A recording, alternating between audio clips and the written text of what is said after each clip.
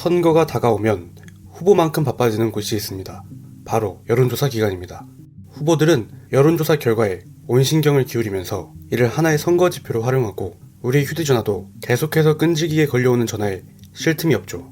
그런데 여론조사 결과를 보다 보면 여러가지 의문이 발생합니다. 거의 같은 시기에 진행된 여론조사임에도 많게는 10%까지 결과가 차이나게 발생하는 경우를 심심찮게 찾아볼 수 있습니다. 아무리 오차가 있을 수 있는 추정이라고 해도 이렇게까지 값이 차이 나는 것은 쉽게 납득하기 어렵습니다. 이를 다시 말하면 내가 원하는 대로 여론조사 결과를 만들어낼 수 있다는 말도 되는 것 같은데요. 실제로 선거판에서는 자기에게 유리한 여론조사 결과를 얻기 위한 각종 고급 기술들이 활용되고 있습니다. 오늘은 여러분들이 몰랐던 여론조사의 세계에 대해 알아보겠습니다. 여론조사는 전화로 유권자의 투표 의사를 조사하는 방식으로 이루어지는데요. 전화를 걸 수 있는 전화번호는 두 가지가 있죠. 바로 집전화와 휴대전화 번호가 그것인데요. 여론조사에서는 집전화는 유선전화, 휴대전화는 무선전화라고 부릅니다. 여러분, 집전화로 여론조사를 하는 것과 휴대전화로 여론조사를 하는 방식 중 어떤 게 선거 결과를 더 정확하게 예측할까요? 과거에는 거의 모든 집에 유선전화가 있었고 개인 휴대폰을 갖고 있지 않은 사람도 꽤 있었지만 요즘에는 휴대폰 없는 사람은 찾아보기 힘들고 반대로 집전화를 설치하지 않는 가구 수가 늘어나고 있죠. 이제 집전화를 구경하려면 시골에 있는 할머니, 할아버지 집 정도는 가야 한다는 말입니다. 그렇기 때문에 현재 시점에서 유선전화로 여론조사를 실시하면 노인 세대가 받고 응답할 확률이 높아지는 겁니다. 그런데 우리나라는 각 세대별로 지지하는 정당이 다르게 나타나는데 70대 이상의 노년층은 과거 6.25 전쟁으로 인한 반공사상이나 군사독재 시절의 급격한 경제성장을 체감한 세대로 보수정당 지지율이 높습니다. 그러니까 유선전화로 조사를 하게 되면 상대적으로 보수정당에 유리한 결과가 많이 나올 수 있다는 거죠. 당연히 이런 여론조사는 신뢰할 수 없을 것입니다. 그래서 최근에는 여론조사를 할 때 권고 규정을 둬서 유선전화의 비율을 30% 이내로 제한하도록 하고 있고 아예 무선전화로만 여론조사를 실시하는 경우도 많죠. 유선전화로 여론조사를 하려면 유권자의 번호를 알아야 합니다. 그런데 여론조사 기관은 어떻게 내 전화번호를 알고 전화를 거는 걸까요?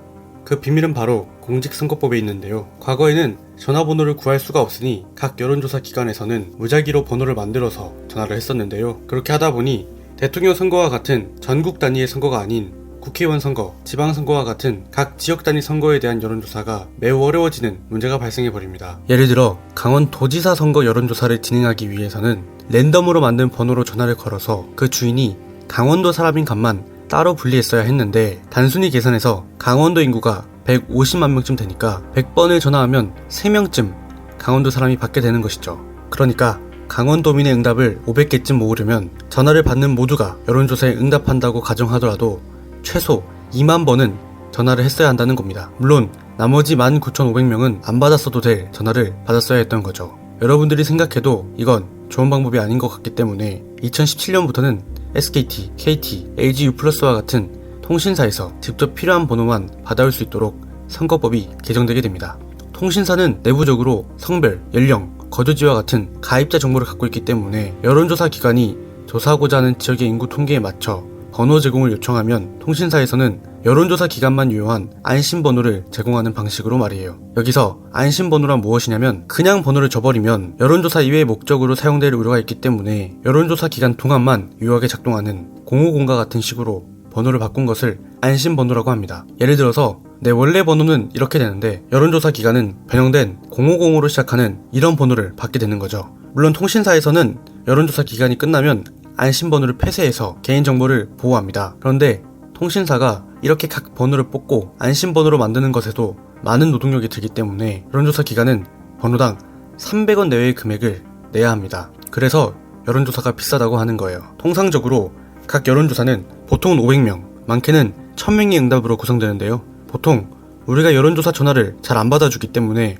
여론조사 기관은 응답 개수를 채우려면 더 많은 노력을 해야 한다는 거죠. 보통 여론조사 응답률은 5% 내외인데 그 말은 만약 한 여론조사가 500명의 응답을 모았다면 그 응답을 모으기 위해서 최소 10,000명의 전화번호를 확보해서 전화를 걸었다는 뜻이죠. 그런데 워낙 여론조사에 응하는 사람이 별로 없기 때문에 여론조사 업체에서는 500명의 응답을 모을 때까지 기본적으로 2-3번, 많게는 10번까지 계속해서 아직 응답하지 않은 번호로 전화를 거는 거죠. 그렇게 되면 어떤 일이 발생하냐면 우리와 같은 대부분의 사람들은 전화번호를 차단하게 되고 좌든 우든 평소에 정치에 크게 관심을 갖고 있는 열혈 지지자들은 비록 그 수가 많지 않다고 하더라도 대부분 여론조사에 응답하게 되겠죠. 당연히 그렇게 나온 결과에서는 일반 시민 혹은 중도층의 의견이 충분히 반영되지 않을 가능성이 높아지는 것입니다. 예를 들어서 더불어민주당의 열렬 지지층이 전체의 30%이고 국민의힘의 열렬 지지층은 20%이며 나머지 50%는 중도층이지만 내심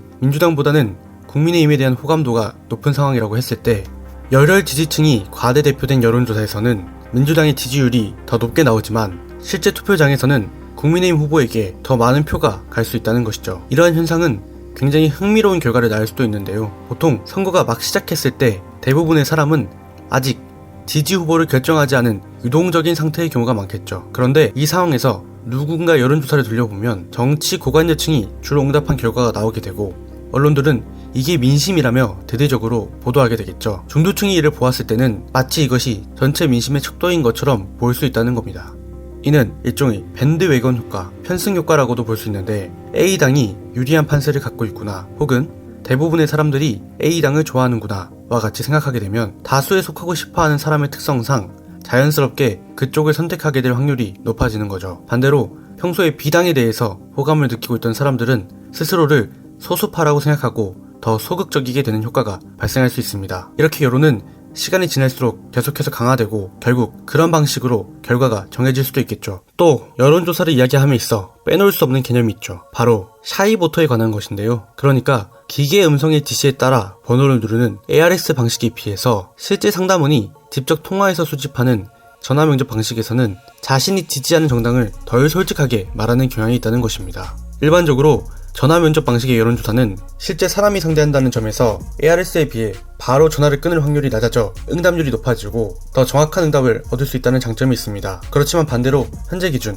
보수정당 지지자들은 전화 면접원에게 자신이 보수정당을 지지한다고 이야기하는 것에 부담을 느껴서 대답을 회피할 가능성이 높아진다는 것이죠. 이제 오늘 주제의 핵심입니다. 현재 우리나라는 언론에 공표되는 여론조사들에 대해서는 선관위의 감시 하에 엄격한 기준을 적용하여 응답의 공정성을 높이기 위한 여러 장치를 마련하고 있는데요. 그러나 이런 환경 속에서도 각 여론조사 기관들은 자신만의 노하우 혹은 합법의 틀 내에서 여러 꼼수를 마련하여 원하는 결과를 도출하고 있습니다. 여론조사 기관들이 실제로 유권자로부터 원하는 답을 이끌어내기 위해 사용하는 방법은 무엇이 있을까요? 첫 번째는 질문을 구성하는 방법에 있습니다. 예를 들어 전화를 걸자마자 바로 지지정당을 물어보지 않고 현 정치 상황을 설명한다는 명분으로 현재 이재명 대통령과 민주당이 추진하고 있는 공소취소특검법에 대해 국민의힘은 강력 반발하고 있습니다. 와 같은 설명을 추가하게 되면 민주당에 대해 비판적인 응답을 더 많이 이끌어낼 수 있겠죠. 이렇게 원하는 대답을 이끌어내기 위해 사전에 암시적인 메시지에 노출시키는 것을 점화 효과라고 합니다. 또 후보자의 직함을 설명하는 방식에서도 원하는 대답을 이끌어낼 수 있는데요. A 후보자는 그간 경력 중 가장 중요하고 높은 직함으로 설명하고 B 후보자는 상대적으로 별로 중요하지도 않고 무미건조한 직함으로 설명하게 되면 A 후보자를 지지하겠다고 응답할 가능성이 높아지게 되겠죠. 좀 더 세련되게 여론을 왜곡하는 방법도 있는데요. 여론조사는 어디까지나 표본을 뽑아서 전체를 추정하는 과정이기 때문에 얼마나 표본을 잘 뽑느냐가 결과의 정확성을 좌우하게 됩니다. 그런데 문제는 항상 모든 세대로부터 고르게 응답을 얻을 수가 없다는 점입니다. 현실에서 20대, 30대는 모르는 번호인 여론조사 전화 자체를 받지 않는 경우가 많고 받더라도 바로 끊어버리는 반면 50대 이상의 세대에서는 필요 이상으로 많은 응답이 들어오죠. 이런 현실을 그대로 적용하면 여론조사 결과는 50대 이상 중장년층의 의견을 과도하게 20, 30대 청년층의 의견은 과소하게 나타나게 되고 당연히 최종 투표 결과와도 다른 왜곡된 결과가 나오기 때문에 여론조사 업체에서는 이를 막기 위해 수치를 보정하여 결과에 개입합니다. 바로 행정안전부에서 발표하는 인구 통계의 값을 기준으로 부족한 것은 가중치를 줘서 값을 늘리고 넘치는 것은 값을 줄이는 것이죠. 그런데 여기에서도 셀 가중과 림 가중이라는 두 가지 방식이 존재하는데요. 결과값의 정확성을 높이기 위해서는 셀 가중이라는 방식을 사용하는 것이 적절하지만 표본의 수가 적거나 응답이 고르게 분포하지 않으면 사용하기 곤란해지기 때문에 이럴 때 업체들은 림 가중 방식을 사용하는데 상대적으로 림 가중 방식은 셀 가중 방식에 비해 값의 오류를 발생시킬 확률이 높아집니다. 이 점을 잘 이용하면 한 번을 조사해서 서로 다른 두 개의 결과를 도출할 수 있는데 여론조사 업체 입장에서는 셀 가중과 림 가중 방식을 둘 다 해보고 자신이 더 원하는 결과값에 가까운 방법을 사용하는 식으로 원하는 결과를 이끌어낼 수 있는 것이죠. 마지막으로 여론조사 결과를 언제 내보낼 것인지를 조절해서 여론을 조작하는 방법도 있는데요. 우리는 관념적으로 언론에서 나오는 여론조사 결과가 실시간의 값을 가지고 있다고 생각하는 경우가 많습니다. 실제로 선거가 임박해서는 여러 기관에서 경쟁적으로 여론조사를 실시하기 때문에 적시성을 위해서는 조사 직후 최대한 빨리 며칠 안에 결과를 발표해서 문제가 되지 않지만, 경쟁적이지 않고 한가로운 일반 상황에서는 여론조사 업체들이 의도적으로 조사 결과를 즉시 발표하지 않는 경우가 있는 거죠. 예를 들어 3일 전에 여론조사를 실시했는데 어제 A당에 악재가 발생했다고 가정해보죠. 이때 여론조사 결과를 오늘 발표하게 되면 이 여론조사는 어제 발생한 A당의 악재가 반영되지 않은 값임에도 불구하고 마치 유권자와 지지자층으로 하여금 A당은 악재가 발생했음에도 지지율이 크게 빠지지 않은 것처럼 느껴지게 만드는 거죠. 그런 상황에서 다음날 다시 여론조사를 실시하게 되면 분명 어제 A당에 악재가 발생했음에도 여론조사에서는 이러한 사실이 반영되지 않고 은근슬쩍 넘어갈 수도 있다는 거죠. 그리고 이러한 발표 시기 조작은 각 언론사에서 여론조사 결과를 내용 없이 결과값만을 속보로 내보낼 때 더 악화될 수 있습니다. 이런 타이밍 조절 전략은 A당에 있어서 지지도를 계속해서 높게 유지할 수 있게 해주기도 하는데, B당의 입장에서는 A당에 발생한 악재를 충분히 활용하지 못하게 되겠죠. 이를 여론 동결 현상이라고 제 마음대로 이름 붙였는데요. 이러한 여론 동결 현상은 반대로 낮은 지지율을 계속해서 정체시킬 수도 있습니다. 계속해서 낮은 지지율을 보이는 정당이 반짝 노력해서 반전을 가져오려고 해도 과거의 낮은 지지율이 공표됨으로써 노력의 결과가 인정되지 않는 식으로 작동할 수 있다는 거죠. 이처럼 정확한 여론을 파악하기 위한 여론조사가 오히려 여론을 통제하는 효과에 대해서도 우리는 주목할 필요가 있습니다. 결국 세상을 보다 정확하게 바라보기 위해서는 비판적인 시각으로 다양한 정보를 보아야 한다는 것이죠.